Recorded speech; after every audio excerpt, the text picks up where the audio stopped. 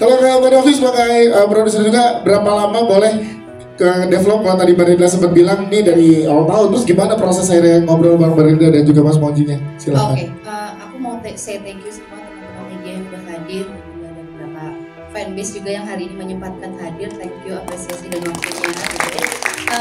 Sebenarnya aku pengen nambahin dulu cerita awal mula kami jalan untuk mengembangkan film Susuk ini ya.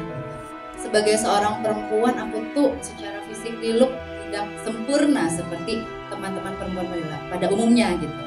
Aku of course punya insecurity yang cukup dalam gitu, dan ketika Monji, Gita datang ke kita dan kita ngobrol bareng ya waktu itu tentang Susuk itu, gue merasa ada satu hal yang sangat mewakili perasaanku selama ini adalah insecurity itu sendiri.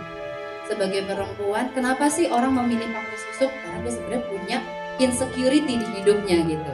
Kebeli banget saya dengan kondisi ini ya gitu, karena aku juga pengen banyak ngomong sama teman-teman luar sana, yuk face the kondisi ya gitu. Kita sebagai manusia ini memang punya insecurity, tapi kita bisa jalan bersama dengan insecurity itu. Itu terjadi di tahun lalu, kayaknya sekitar pertengahan tahun lalu ya awalnya.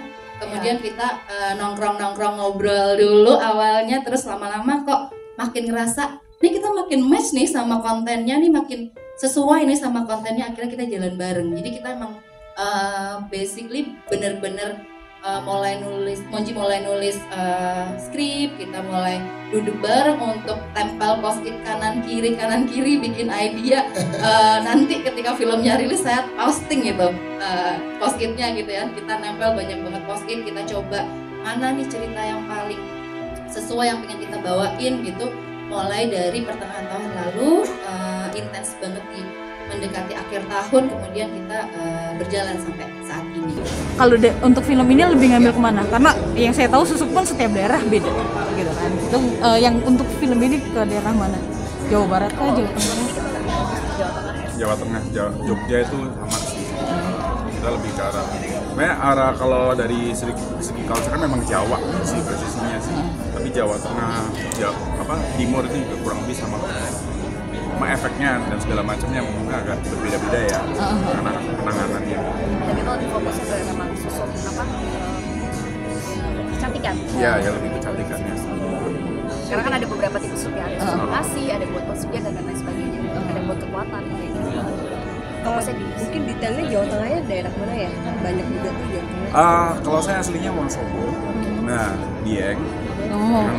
Kayak di sana banyak. Jadi saya berbekalnya dari daerah saya. Tapi kemudian kita combine, ada beberapa ininya juga sih. Jadi kita pengen biar bisa nge-grab seluas mungkin gitu. Jadi kita gabungan beberapa budaya langsung. Terus kan tadi juga diceritain ada observasi yang case-nya juga ikut di situ. Nah itu bisa diceritain nggak sih seperti apa yang dilakukan dengan dukunnya itu atau? Iya, kita jadi coba menghubungi salah satu bukan dukun kali sebenarnya, orang gitu ya. Iya. Yang putih sih sebenarnya, jadi dia bisa mengobati orang-orang yang pasang Susuk terus pengen dilepas. Caranya gimana gitu.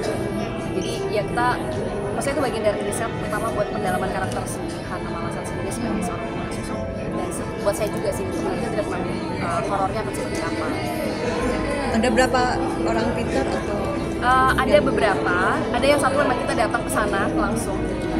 Kita pengen tahu persis sih seperti apa sih metode pelepasan Susuk, dan sebenarnya kan Susuk itu nggak cuma hanya sebuah benda yang dimasukkan ke dalam tubuh seseorang, tapi juga ada sesuatu yang ditaruh di dalam itu. Mereka pasti menggunakan kekuatan jin atau elemen-elemen supernatural lainnya gitu untuk membuat Susuk itu jadi punya efek kepada